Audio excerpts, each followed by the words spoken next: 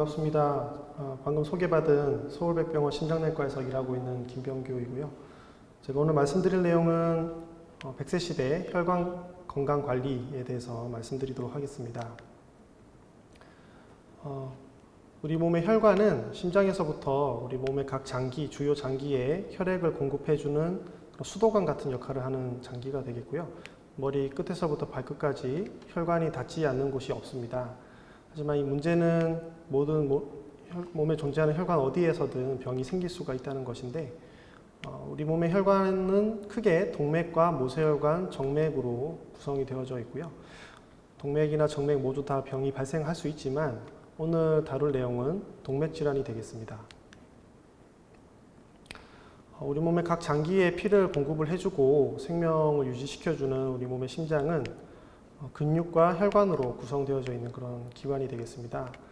심장에도 동맥이 있고 모세혈관이 있고 정맥이 모두 다 있고요. 심장 동맥은 이렇게 크게 세 가닥으로 구성이 되어져 있습니다. 그래서 보시다시피 심장 동맥은 심장 근육 바깥쪽 겉을 싸듯이 이렇게 주행을 하고 있고요.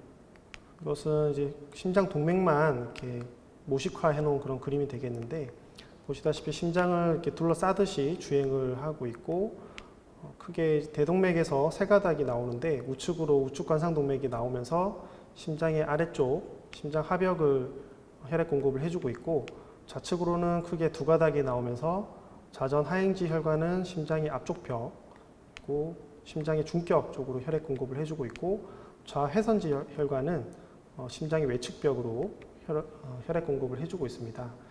예전에 처음 이제 심장 동맥을 이렇게 발견하게 된 해부학자들이 심장 동맥의 모양이 왕관을 닮았다 해서 어원은 이제 관상동맥이라고 명명이 붙여졌고요.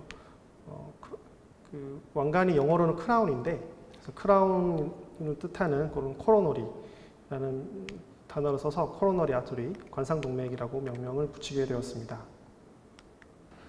이 심장동맥인 관상동맥에도 동맥경화가 진행이 되면서 관상동맥 질환이 발생할 수가 있는데요.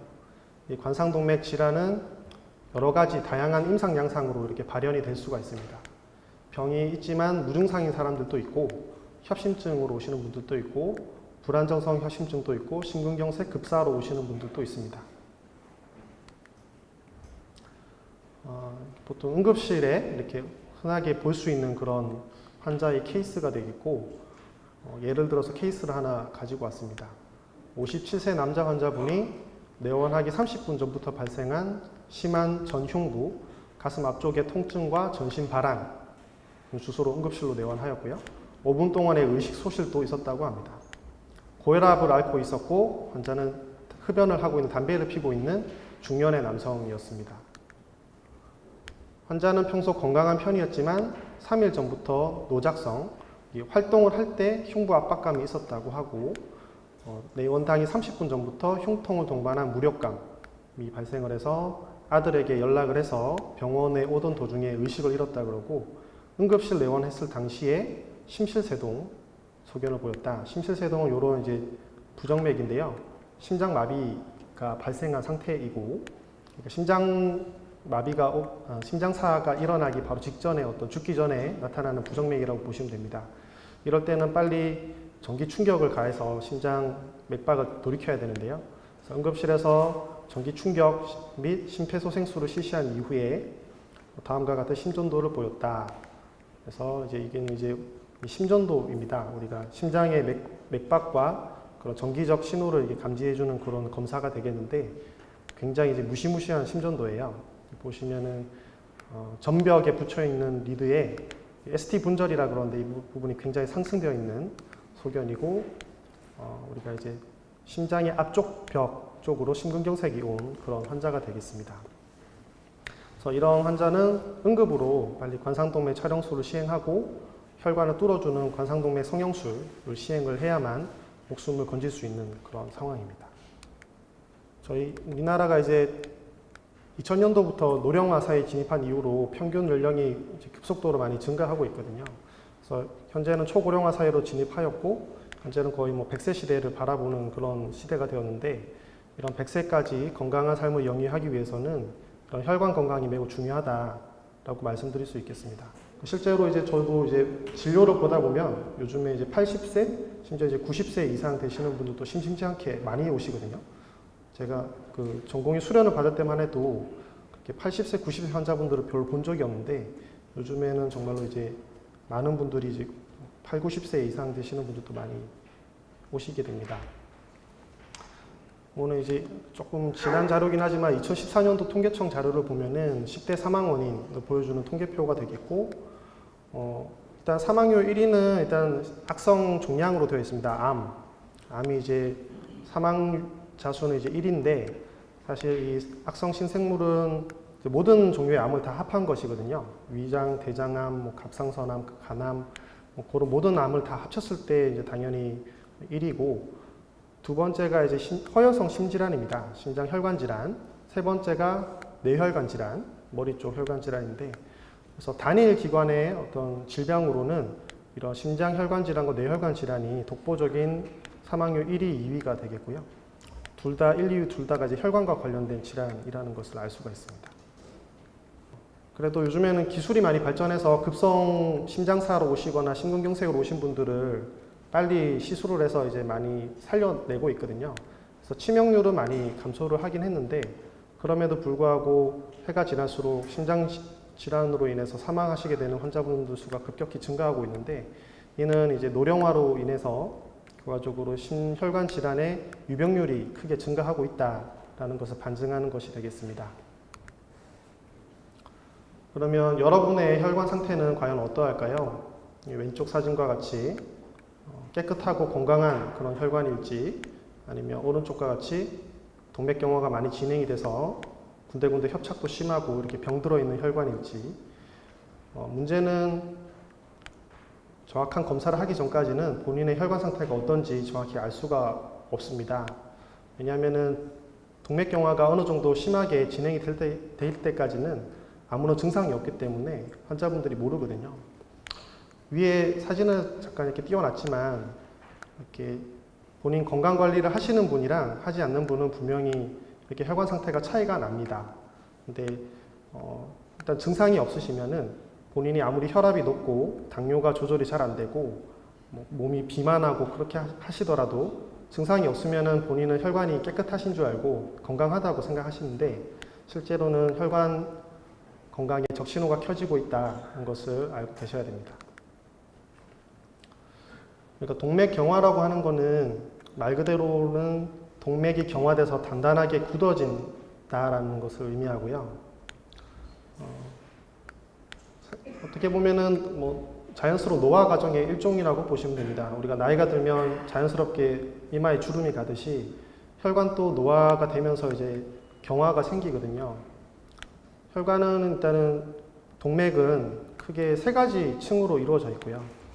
제 안에는 내막, 중막, 외막으로 구성이 되어져 있는데, 이 중막이 제일 가장 두껍고 근육세포로 이루어져 있기 때문에 이 부분이 이제 탄력성이 굉장히 좋은 그런 층이 되겠고, 이제 나이가 들에 따라서 이 중막이 두꺼워지고, 그다음에 이제 탄력성을 잃으면서 결국 딱딱해집니다.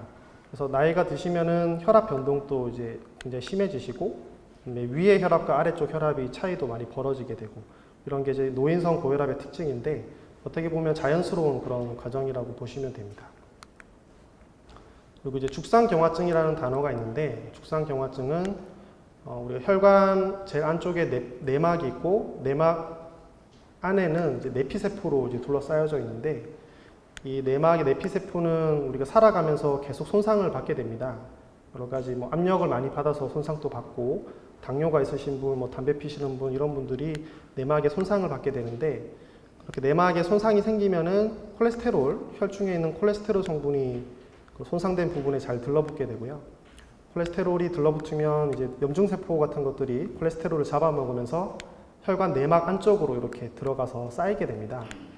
그래서 콜레스테롤 성분이랑 염증세포랑 그런 것들이 이제 비엉켜서 서로 엉키게 되고 마치 죽 같은 그런 반을 형성하게 되는데, 그런 걸 우리가 콜레스테롤 및 죽상반이라고 하고요. 이런 죽상반이 생기면서 결국에는 혈관의 내강을 좁아지게 만들게 되고, 종국에는 이제 혈류의 흐름을 방해해서 질병을 유발하게 됩니다. 이 부분은 이제 하지 혈관에 병이 있어서 하지 통증이 있어서 내원하신 분이고 혈관 촬영을 했더니 하지 동맥에 병이 굉장히 심하고 피가 이제 천천히 흘러가는 혈류에 장애가 있는 그런 질환의 환자분이었는데, 그래서 그 환자분에게 이제 그 동맥 내에 있는 이런 경화반을 긁어내는 시술입니다. 기구를 이용해서 긁어내는 시술을 해가지고 그런 노란 콜레스테롤 덩어리를 이렇게 꺼낸 그런 사진이 되겠고요. 그리고 이제 우리가 앞에서 말씀드렸던 죽상반은 이렇게 생기기 시작해서 점점 진행하면서 내강을 좁아지게 만들게 되는데, 보통은 이제 70% 이상 이게 많이 좁아지게 되면 그때부터 증상이 생기게 되고요. 하지만 이제 그렇게 죽상반이 많이 커지지 않은 상태에서 갑자기 죽상반이 파열되는 경우가 있습니다. 파열이 되게 되면은 여기 쌓여있던 그런 콜레스테롤 덩어리가 혈관 내로 노출이 되게 되고, 그렇게 되면은 우리 혈액에 있는 효소판이랑 적혈구 같은 것들이 반응을 하면서 급격하게 엉겨붙는 그런 반응이 발생해서 혈전 덩어리, 핏덩어리가 이렇게 생기면서 혈관을 갑자기 막아버리는 그런 상황이 생길 수 있고요. 이런 경우가 제일 위험하다고 보실 수 있습니다. 평소에 잘 모르고 증상도 없이 지내시다가 갑작스럽게 혈관이 막히면서 이렇게 쓰러지게 되는, 이게 대표적인 게 심근경색이거든요. 그래서 애니메이션인데 죽상경화반이 있던 곳이 갑자기 터지게 되고 혈액이 지나가면서 이제 효소판이랑 적혈구가 막 들러붙으면서 혈전 덩어리가 이렇게 형성이 되게 되고요. 한번 생기게 되면은 갑작스럽게 눈덩이처럼 불어나면서 혈관을 완전히 막아버릴 수가 있습니다. 보시면은 갑작스럽게 확 불어나면서 혈관을 이렇게 막아버리죠.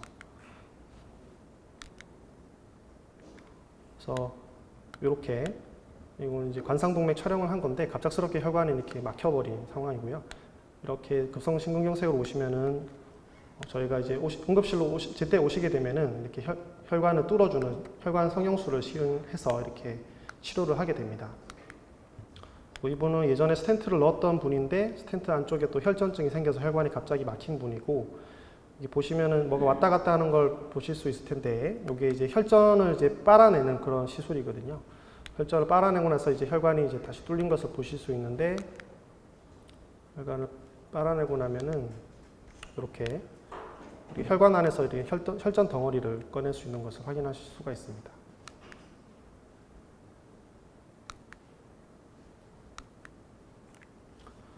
그래서 앞에 말씀드렸던 동맥경화증이랑 죽상경화증을 보통 합쳐가지고 그러니까 죽상동맥경화증이라고 부르고, 둘은 엄연히는 좀 다른 의미의 단어지만 보통 이제 따로 발생하는 것이 아니고 같이 발생을 해서 진행을 하는 것이기 때문에 같이 이제 혼용을 해가지고 죽상동맥경화증이라고 표현을 보통 하고 있고요. 아까 앞에서도 말씀드렸지만 자연스러운 노화 과정의 일종이라 나이가 들면서 생기는 그런 질환이 되겠고, 연구에 따르면은 이미 어렸을 때 유년기 때부터 이미 동맥경화는 진행되고 있다라고 말을 하고 있습니다. 그래서 동맥경화의 증상은 다양합니다. 증상이 없는 경우에서부터 급사에 이르는 그런 위독한 증상에 이르기까지 다양하고요. 당연히 정도의 차이인데 동맥경화반이 생겨서 내강이 50에서 70% 정도가 좁아질 때까지는 대개는 증상이 없습니다. 그러다가 이제 75% 이상 내강이 좁아지게 되면은 그때는 혈류에 장애가 생기게 되고 그에 따른 증상이 보통 생기게 되고요. 반대로 말하면은 증상이 발생했을 때는 이미 동맥경화가 많이 진행된 상태다라고 말씀드릴 수가 있겠습니다. 그래서 증상을 살펴보면은 증상은 이제 동맥경화가 생기는 부위에 따라서 다르게 되고, 앞에 보여드렸던 관상동맥에 동맥경화가 생겨서 병이 생기게 되면 우리가 75% 이상 혈관이 좁아져서 심장 근육으로 피가 충분히 못 간다. 그러면 우리가 협심증 증세가 생깁니다. 피가 충분히 안 가기 때문에 가슴, 심장에 쥐가 나듯이 통증이 오는 것이고요. 대개는 이제 가슴뼈 밑쪽, 그러니까 빗장뼈 아래쪽 뒤쪽으로 쥐어 짜는 듯한, 짓누르는 듯한, 타는 듯한 그런 통증을 보통 호소하면서 오시고, 가만히 있을 때는 주로 증상이 없지만 이제 활동을 하실 때, 예를 들면 좀 빨리 걸으시거나 계단이나 이제 오르막길을 오르려고 할 때 이런 가슴 통증이 생기는 경우, 그럴 때는 협심증을 의심해 봐야 되고요. 가슴 전형적으로 이제 가슴 아래쪽이 아프지만 어떤 분들은 왼쪽 어깨라든지 왼쪽 팔로 방사통으로 오시는 경우도 있고요. 어떤 분은 이제 목 쪽으로도 방사통이 와서 목이 갑갑하다, 오르막길을 오르니까 목이 갑갑하다 해서 오시는 분도 있고, 손주를 업으면서 왼쪽 어깨랑 팔이 저리다 이렇게 하시면서 오시는 분도 계십니다. 그리고 흉통이 없고 단순 호흡곤란으로 오시는 분도 간혹 있습니다. 그래서 계단을 평소에는 잘 올라다니셨는데 1층만 한 계단만 올라갔는데 숨이 너무 차서 쉬어야 된다든지 그런 증상이 있을 때도 반드시 심장 쪽에 문제는 없는지 진료를 받아보시는 게 좋고, 심근경색은 앞에도 말씀드렸다시피 증상이 서서히 생기는 게 아니라 갑작스럽게 혈관이 막히면서 오는 거라서 평소에 잘 지내다가 갑자기 난생 처음 겪어보는 극심한 흉통, 정말 이거는 장난 아니다, 내가 이러다 죽을 수도 있겠구나 싶은 정도로 굉장히 심한 흉통을 느끼게 되고, 어떤 분들이 이제 식은땀을 뻘뻘 흘리고 굉장히 힘들어하시고 20분, 30분이 지나도 통증이 전혀 가라앉지가 않습니다. 이럴 때는 빨리 응급실로 오셔야 되고, 심한 경우에는 이제 혈압이 떨어지면서 어지럼증, 구토 증세 같은 것들이 동반될 수도 있고 의식 저하라든지 심장마비로 이어질 수도 있습니다. 그리고 머리 쪽 혈관에 병이 생기거나 막히게 되면은 이제 일과성 뇌허혈 발작이나 뇌졸중이 되겠고요. 대표적인 증상으로는 이제 편마비, 오른쪽이나 왼쪽 한쪽 팔다리가 갑자기 힘이 빠진다 또는 감각이 둔해진다 이런 증세가 오고, 또 말이 갑자기 안 나오거나 말이 어눌해지는 증상, 그런 것들이 있을 때는 뇌혈관 질환 가능성을 빨리 생각하셔야 되고요. 하지 쪽 말초동맥 폐색 질환이 생기면, 하지동맥에 병이 생기면 마찬가지로 이제 근육에 통증이 오는데 이제 보행을 하실 때 장단지, 허벅지라든지 그런 종아리 부분에 근육통이 생기게 되고 우리가 그런 걸 파행증이라 그러거든요. 그래서 100m만 걸어도 다리가 땡겨서 못 걷겠다 이러시는 분들, 이런 말초동맥 폐색 질환을 의심해 봐야 되고, 실제로 이제 허리 문제도 많으신데 동맥 질환이 있는 건 아니지 꼭 감별을 하셔야 됩니다. 실제로 이제 동맥 질환인데 허리 치료만 계속 주구장창 하고 계시는 그런 분들도 계십니다. 하지가 저리다거나 심한 분들은 이제 발가락 같은 데 괴사가 오는 경우도 생기고요.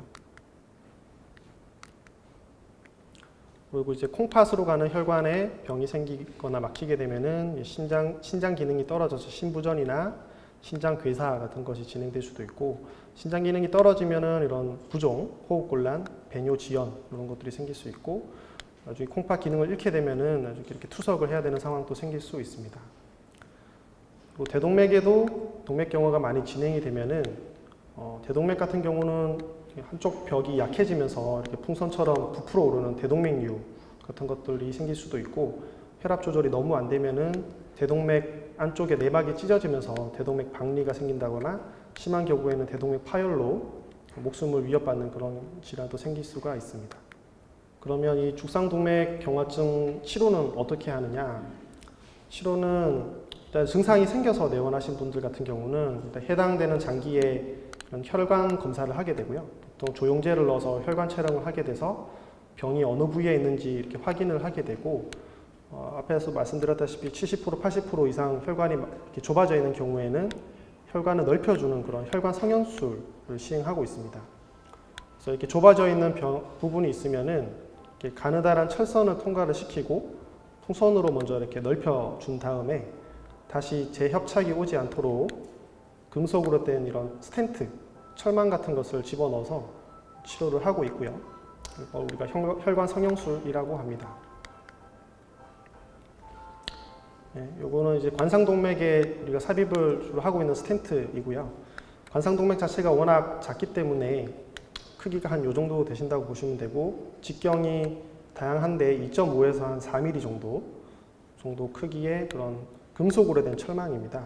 현재 이제 상용화되고 있는 스텐트가 이런 금속으로 된 철망이고, 넣었을 때 이제 혈관 내막에 또 증식을 하지 못하게 약물이 발려져 있는 그런 금속 스텐트이고, 재질 자체가 이제 금속이다 보니까 한번 삽입을 하게 되면 평생 동안 몸속에 이제 스텐트가 남아있게 되는 것이고, 이전에 한번 녹는 스텐트가 개발이 돼서 잠시 상용화된 적이 있었는데, 실제로 이제 사용을 해보니까 잘 녹지도 않고, 그다음에 스텐트 자체가 너무 두꺼워서 결국에는 뭐 혈전증이 자주 생기고 이런 문제가 생기는 바람에 현재는 이제 퇴출당한 상태고 지금은 이제 이 금속 스텐트를 사용하고 있습니다.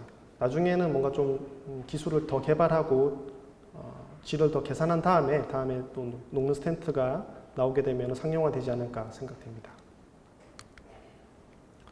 그래서 실제로 저는 이제 심장내과 의사인데 이렇게 관상동맥 촬영을 해서 심한 협착 부위가 있을 때 우리가 이제 스텐트를 삽입을 해서 이렇게 혈관을 넓혀줘서 혈류를 개선시켜주는 이런 혈관 성형술을 시행을 하고 있고요. 앞에도 말씀드렸다시피 평생 스텐트가 이제 거치가 되는 거기 때문에 스텐트를 넣는다고 해서 치료가 끝나는 건 아니고 다시 이런 협착을 재발을 막기 위해서 평생 동안 또 약물 복용이 필요합니다. 그래서 실제로 이제 관상동맥 질환은 이렇게 가슴을 열어가지고 본인의 요골동맥을 떼서 이렇게 이어 붙여주거나 가슴으로 가는 가슴동맥을 관상동맥에 붙여주는 이런 수술, 그리고 하지동맥이 막혀 있을 때는 이렇게 인조혈관으로 우회로를 만들어줘서 아래쪽으로 피가 흘러갈 수 있도록 해주는 그런 수술적 치료 방법도 있습니다. 그리고 복부 대동맥에 이제 아까 말씀드렸던 복부 대동맥 벽이 이제 약해지면서 이렇게 부풀어 오르는 복부 대동맥류 같은 경우는 이게 이제 풍선처럼 이제 부풀어 오르는데 이게 직경이 5cm 이상이 넘어가면은 동맥의 파열의 위험이 올라간다고 되어 있고요. 파열이 될 경우에는 이제 급사의 위험도가 많이 올라가기 때문에 5cm 이상이 되면 우리가 치료를 하라고 되어 있고, 예전 같았으면은 이제 수술적 치료로 이 부분을 다 잘라내고 인조혈관을 다 붙여가지고 치료를 했었거든요. 그래서 이렇게 수술을 하게 되는데 요즘에는 이제 혈관 이쪽에 국소마취를 통해 가지고 다리 혈관으로 혈관 안으로 이렇게 인조혈관 그래프트, 스텐트 그래프트를 넣어서 치료를 하는 그런 시술도 요즘에 많이 시행을 하고 있습니다. 그리고 치료의 두 번째로는 결국에는 이제 위험인자의 교정과 관리가 되겠습니다. 그 첫 번째로는 이제 약물 치료가 있겠고요. 약물 치료로는 이제 실제로 동맥경화가 심한 분들은 2차적인 어떤 사건을 예방하기 위해서 아스피린 같은 그런 혈전이 생기는 걸 방지하기 위한 그런 항효소반제 그런 것들을 처방을 한다든지, 그다음에 콜레스테롤을 낮춰주는 그런 고지혈증 약물, 스타틴 같은 약물을 사용하게 되고요. 그 밖에 이제 가지고 있는 원인인자 질환들, 고혈압이나 당뇨, 고지혈증 이런 원인인자들에 대해서 적극적인 약물 치료가 시행되어져야 되고, 그런 약물 치료 부분에 관해서는 일단 본인이 그냥 생각하지 마시고 어떻게든 의사와 상담을 해서 잘 치료를 받는 것이 중요하겠고, 두 번째는 이제 생활 습관 개선과 관리가 되겠고, 이 부분은 이제 개인적으로 시행할 수 있는 부분이라서 치료로도 중요하고 예방하는 데 있어서도 중요한 부분이 되겠습니다. 위험 인자들에 대해서 좀 이렇게 살펴보면은 먼저 바꿀 수 없는 인자가 있고 바꿀 수 있는 인자가 있는데, 바꿀 수 없는 인자로는 이제 나이가 있죠. 우리가 나이가 드는 것을 막을 수 없기 때문에 결국에는 나이가 들수록 동맥경화 위험도는 커진다. 남자는 45세 이상, 여자는 55세 이상부터 동맥경화의 유병률이 올라가게 되고, 여성분보다는 남성분이 아무래도 혈관 질환의 고위험군입니다. 그리고 이제 유전적인 부분도 무시할 수가 없는데, 직계 가족이나 친척들 중에 이런 관상동맥 질환, 심근경색, 뇌졸중, 기왕력이 있는 분들 같은 경우는 본인도 그런 질환이 생길 확률이 아무래도 높다고 되어 있고요.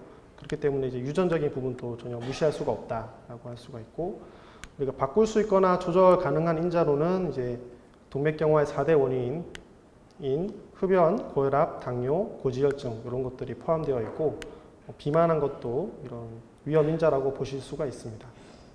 그 밖에 이제 운동이 부족하거나 지나친 스트레스, 잘못된 식습관, 만성적인 염증 이런 것들도 죽상동맥경화증의 위험 인자로 나와 있습니다. 4대 위험 인자를 하나씩 살펴보도록 하겠습니다. 먼저 담배, 흡연은 특히나 이제 가장 중요한 위험 인자 중에 하나고요. 특히 이제 젊은 환자들, 아직 당뇨랑 고혈압 같은 것이 없는 그런 젊은 환자들도 가끔 심근경색으로 오시는데, 그런 분들의 열의 9은 다 담배 피시는 분들입니다. 그래서 담배를 피시게 되면은 발생하는 그 일산화탄소가 있는데, 이 일산화탄소가 동맥에 심각한 손상을 주게 되고, 손상을 받은 동맥은 아무래도 동맥경화가 진행이 잘 된다고 아까 말씀드렸는데 콜레스테롤이 잘 쌓이게 되고 혈소판의 흡착을 촉진시켜서 동맥경화의 발병에 결정적인 기여를 하는 것으로 되어 있고, 또 이 일산화탄소가 우리 혈액 내에 있는 적혈구 내에 있는 헤모글로빈이 원래 이제 산소를 운반하는 역할을 하는데, 산소보다 일산화탄소가 더 친화력이 높기 때문에 산소 대신에 일산화탄소가 대신 달라붙습니다. 그래서 각 장기로 산소를 공급하는 데 장애를 주게 되고, 따라서 뇌세포라든지 심장 근육에 산소 결핍을 유발할 수가 있습니다. 그리고 이제 말초 혈관도 수축을 시키고 혈소판의 응집력을 향진시키기 때문에 동맥 부위에 혈전을 유발을 해서 이런 심근경색이나 뇌경색증 등을 일으키고 치명적인 부정맥을 일으킬 수 있다라고 되어 있고요. 흡연하시는 분은 관상동맥 발생률이 2배에서 3배 높다. 그리고 혈압과 고지혈증이 있는 사람이 담배까지 피신다 그러면 그렇지 않은 사람에 비해서 순환기 사망률이 13배나 높다 라고 말씀드릴 수 있고, 간접 흡연도 위험하니까 또 주의하셔야 되겠고, 금연을 하시게 되면은 위험률이 1년 내 질환이 발생할 위험률이 50% 이상 감소한다라고 되어 있고, 아무리 이제 기저질환의 치료를 약물을 잘 드신다 하더라도 담배를 끊지 않으시면 합병증이 진행하는 것을 막을 수가 없습니다. 두 번째는 이제 고혈압입니다. 고혈압은 보통 이제 증상이 없어서 우리가 침묵의 살인자라고 표현을 하는데, 동맥은 앞에 밑에 그래프를 보시면 알겠지만 혈압이 높을수록 심장병이나 중풍의 확률은 올라가는 것으로 되어 있습니다.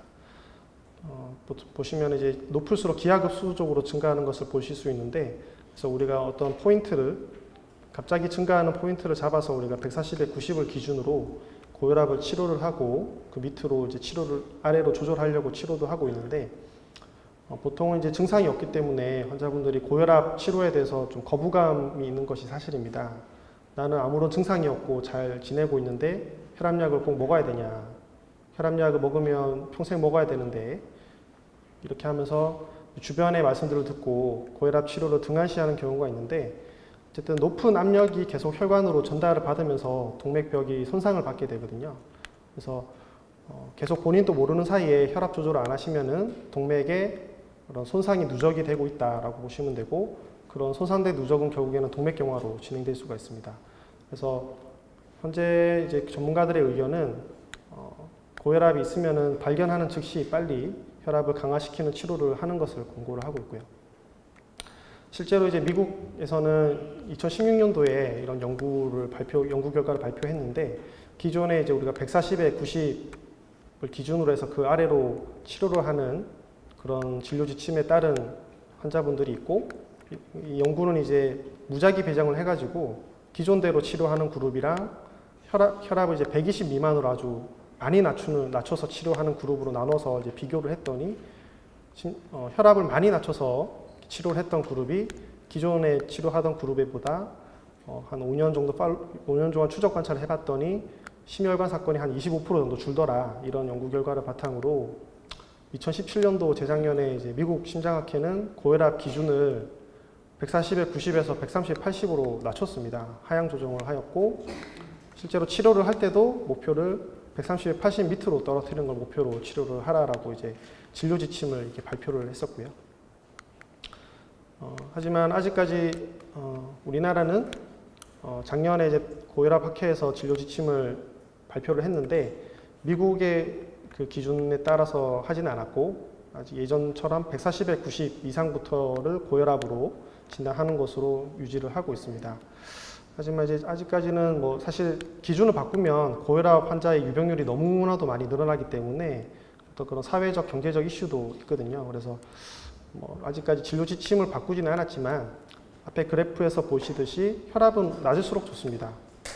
환자분들이 나는 저혈압인데 위험하지 않나요? 이렇게 하시면서 많이들 오시는데, 아무런 이제 증상 없이 잘 지내시는 분이 혈압이 낮으신 분은 저는 복 받으신 겁니다. 아주 좋은 겁니다라고 말씀드리고, 물론 이제 어떤 급성에 문제가 생겨서 혈압이 떨어져서 저혈압인 경우는 이제 위험한 경우가 되겠지만, 원래 이제 저혈압인 분들은 오히려 좋은 거고, 저혈압인 분들이 결국에는 또 고혈압이 생깁니다.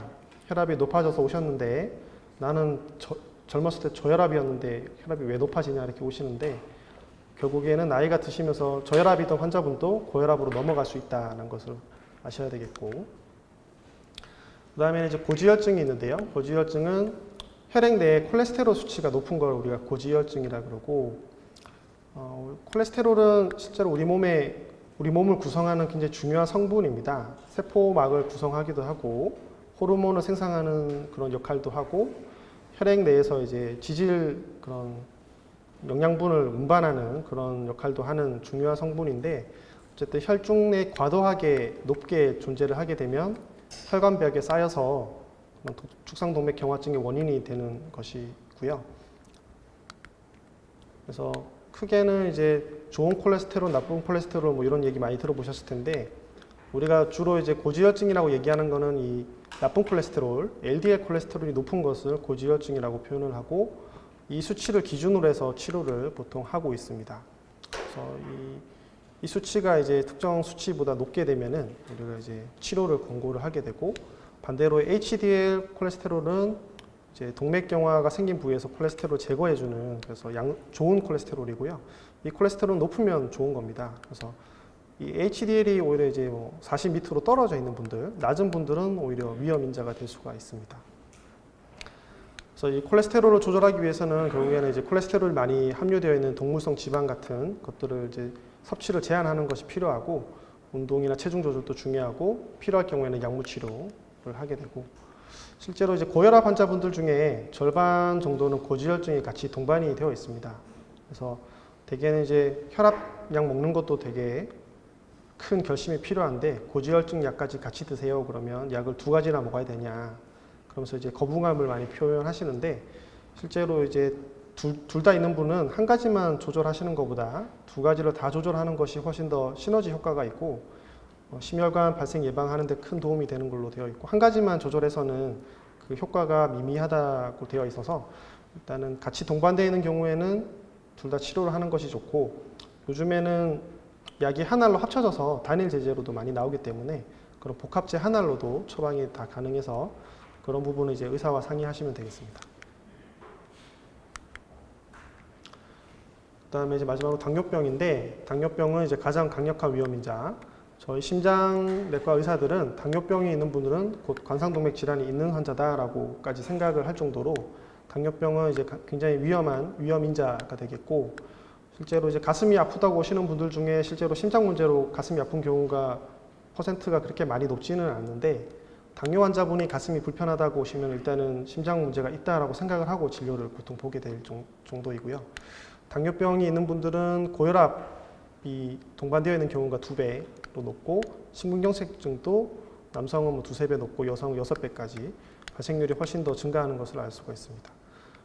당뇨병이 있는 분들은 결국에는 대사적인 문제가 있기 때문에 질 나쁜 콜레스테롤이 많이 올라가 있고요. 특히 중성지방도 올라가 있고, 당뇨가 굉장히 심한 분들은 혈액의 점도도 올라가게 돼서 끈적끈적한 그런 혈액이 자꾸 지나가면서 혈관벽을 손상을 주기 때문에 혈관벽 내막에 손상이 심하게 오고, 그에 따른 동맥경화 발생이 심합니다. 그래서 앞에 보여드렸던 그런 다혈관 질환, 혈관 여기저기가 다 병이 있고 이렇게 찌글찌글 이렇게 병이 많은 분들이 당뇨 환자분들에게 많다고 보시면 되겠습니다. 이 심혈관 질환의 위험을 줄이기 위한 그런 방법들에 대해서 간략하게 말씀을 드리겠습니다.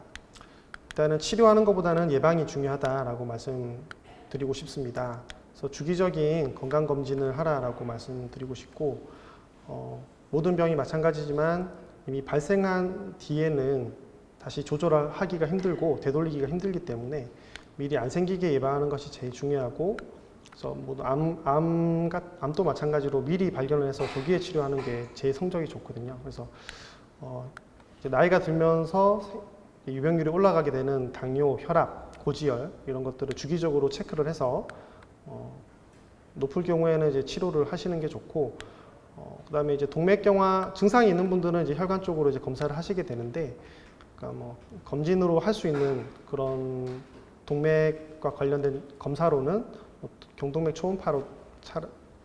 초음파라든지 아니면 이제 동맥 경화도 검사, 발목 상완 지수 이런 것들을 검사해서 우리가 이제 선별 검사로 시행을 해볼 수도 있고, 요즘에는 이제 좀 프리미엄 검진 같은 데서는 이제 관상동맥의 석회화 여부를 보는 그런 CT 촬영 같은 것도 많이 하시거든요.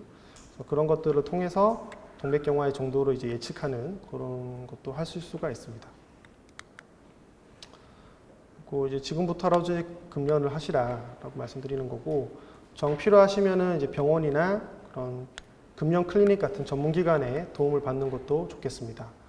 담배는 본인의 건강뿐만이 아니라 주변 사람, 지인이나 가족들의 건강도 해칠 수 있기 때문에 꼭 담배는 끊으시도록 말씀드리고 싶고, 두 번째는 이제 유산소 운동. 유산소 운동이라고 하면은 편안한 상태에서 호흡을 계속 이렇게 지속을 할 수 있으면서 할 수 있는 그런 운동을 말하고요. 최대한의 산소를 많이 이렇게 들이마시면서 심폐 기능 강화에 도움을 주고, 그 다음에 이제 뭐 여러 가지 혈압 강화라든지 당뇨, 콜레스테롤 강화 효과, 체중 감량 효과 이런 것들을 기대해 볼 수가 있겠고, 유산소 운동을 할 때는 중등도 이상의 강도로 하시라라고 말씀드리는데, 중등도 이상의 강도라고 하면은 숨이 약간 이렇게 살짝 차오를 정도, 숨이 가빠질 정도의 강도, 그리고 이제 땀이 나서 이렇게 몸이 살짝 젖을 정도의 강도로 운동을 하는 걸 권해드리고요. 전혀 뭐 숨도 안 차고 땀도 한 방울 안 흘릴 정도로 이렇게 슬렁슬렁 걸어 다니는 거는 이제 걷기 운동을 했다라고 말씀하시면 안 될 것 같고, 그래서 예로는 이제 30분 동안 빠른 걸음으로 걷기라든지 20분간 수영을 한다라든지 시속 16km 정도의 속도로 자전거 타기. 제가 자전거는 잘 안 타봐서 이게 어느 정도 속도인지는 잘 모르겠는데, 어쨌든 좀 숨이 차실 정도로 강도로 운동하시는 게 중요하고, 일주일에 한 5회에서 7회 정도로 꾸준하게 운동을 하는 것이 중요하다라고 말씀드릴 수 있습니다. 식습관도 중요하고요. 우리 한국 사람들이 짠 거 좋아하기 때문에 음식 많이 짜게 드시는데, 한국인들은 이제 세계보건기구 WHO에서 권고하고 있는 나트륨 소금의 양의 2.5배를 먹는다고 합니다. 그래서 저염식, 좀 싱겁게 먹는 것이 좋고요. 이게 너무 짜게 먹으면 아무래도 특히나 심장이나 콩팥 기능이 안 좋은 분들 같은 경우에 특히 안 좋고, 혈압 조절도 안 좋고 부종을 유발하기 때문에 소금기는 최대한 줄여서 먹는 것을 권고드립니다. 그리고 이제 특정 식품만 많이 먹는 것은 좋지가 않고, 일단은 5대 영양소가 많이 다 골고루 들어있는 식단으로 알맞게 먹는 것을 권해드립니다. 골고루 먹는데 너무 많이 드시면 또 체중 조절이 안 되기 때문에 적절한 양을 골고루 먹는 것이 중요하다고 말씀드릴 수가 있고, 그다음에 먹을 때는 이제 동물성 지방이나 콜레스테롤이 많이 함유되어 있는 그런 식품을 좀 줄여서 섭취를 하자는 것이고, 동물성 지방은 이제 포화지방산으로 구성되어 있는 건데, 우리 상온에서 고체로 있는 것들이 다 동물성 지방이라고 보시면 됩니다. 돼지 비계라든지 소고기 비계라든지 버터 이런 것들이 다 동물성 지방, 포화지방산으로 되어 있고, 이런 것들이 혈중 콜레스테롤을 많이 올리기 때문에 섭취를 하더라도 이제 좀 횟수를 제한해서 먹는 것을 추천드리고, 반대로 이제 식물성 기름이나 등푸른 생선 같은 경우는 이제 불포화 지방산이 많이 함유가 되어 있어서 오메가3도 많이 함유되어 있고, 이런 것들은 이제 혈중 내 중성지방이나 콜레스테롤을 많이 낮춰주고, 뭐 항산화나 항염증 효과도 있어서 혈관 건강에 좀 도움이 되는 것으로 알려져 있습니다. 그래서 기름진 그리고 고탄수화물 시기 같은 것을 피하고, 단백질이나 비타민이나 무기질, 식이섬유가 많은 그런 야채 섭취를 늘려라. 그래서 보통 이제 먹게 되는 그런 끼니의 식단의 한 절반 정도는 야채, 신선한 야채로 꾸며서 식사를 하시라라고 권유를 드립니다. 이런 포화지방산이 많은 음식, 콜레스테롤이 많은 음식을 좀 적어놨고요. 이렇게 뭐 버터라든지 이런 육류들, 기름기 많은 육류들, 그다음에 인스턴트 식품들, 유제품들 이런 것들이 이제 포화지방산이 많은 것으로 되어 있고, 그다음에 이제 그런 계란 같은 노른자, 그다음에 생선알, 그리고 뭐 조개류나 갑각류, 새우 같은 갑각류에도 콜레스테롤이 많이 함유되어 있다고 되어 있습니다. 그래서 사실은 우리가 이제 심혈관 질환의 유병률은 계속 증가하고 있지만, 2015년도에 국민 건강 통계를 보시면은 그런 건강을 위한 예방 관리 실천율이 아직까지는 미미하다라고 이제 통계를 하고 있고요. 그래서 실제로 이제 동맥경화의 이런 무서움과 그런 중요성을 인지를 하시고 지금부터라도 노력하시는 것이 중요하겠습니다. 그래서 요약을 해드리면은, 동맥경화는 일종의 노화 현상이고 나이가 들면서 결국에는 생기게 되는 거기 때문에 일단은 받아들이셔야 될 것 같고요. 일단은 발병하면은 재발 위험도도 높고 조절하기 어렵기 때문에 미리 발생하지 않도록 조기에 좀 예방하는 것이 중요하고, 그래서 젊었을 때 위험 요소 조절이 노년기 심혈관 질환 발생의 가능성을 줄일 수 있다라고 말씀드릴 수가 있고, 앞에서 말씀드렸던 그런 생활 습관의 개선은 기본이다. 그리고 약물 치료가 필요한 부분은 반드시 본인 혼자 결정하거나 주변의 말을 듣기보다는 의사와 상의를 해서 결정하시는 것이 좋겠습니다.